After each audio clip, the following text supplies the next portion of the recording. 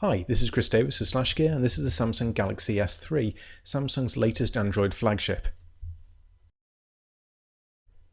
Like the Galaxy Nexus, it runs Android Ice Cream Sandwich, only rather than the pure Google experience, you get the latest version of Samsung's own TouchWiz interface. This has changed considerably since we saw it on the Galaxy S2, with all new widgets and icons, and a new nature theme, which makes it a lot more user-friendly and less cartoon-like than previous iterations. Under the hood, there's Samsung's new quad-core Exynos 4 chipset running at 1.4 GHz. That's paired with 1 GB of RAM and up to 64 GB of user storage, and it keeps the Galaxy S3 running at high speed just about all of the time.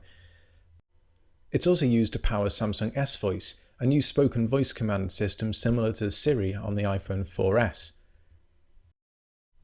It's not the only exclusive feature. Samsung's also partnered with Flipboard to preload a version of the new Flipboard for Android app that will, for a while at least, will be an exclusive for the Galaxy S3. Like the iPhone version, it uses a combination of Twitter, Facebook and RSS shared news items, pulling into a custom feed. Samsung's made plentiful use of gestures too, such as a screenshot tool which uses a swipe of the hand across the display to take a screen grab. Meanwhile, there's a pause gesture which mutes a phone call or pauses music playback when you place your hand flat down on top of the phone.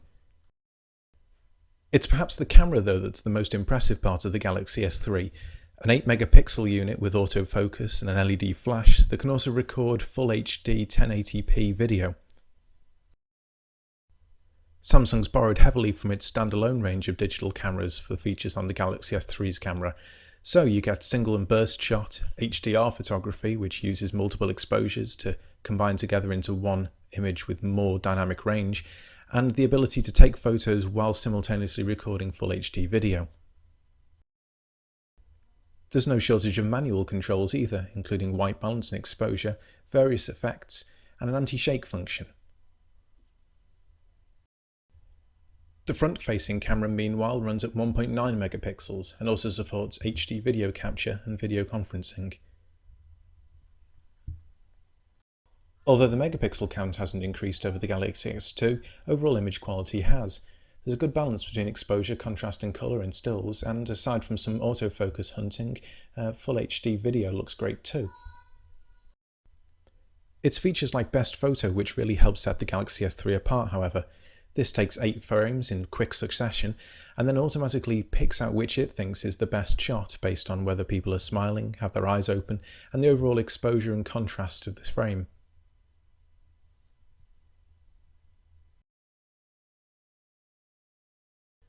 Once you've taken each picture, face recognition is used to identify faces within the frame. You can tag those people using contacts from your address book.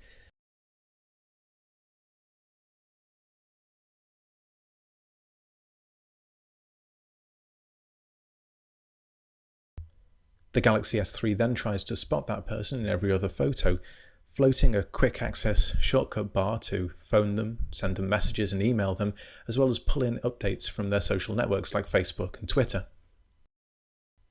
If you're happier just to browse through the images, there's gesture control as we saw on the GS2, which allows you to pan and zoom through photos using simple touch controls, as well as tilting the phone backwards, forwards, left and right.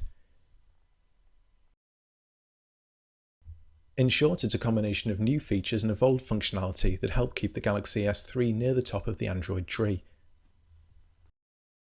For all the details, check out the full Samsung Galaxy S3 review available on SlashGear now.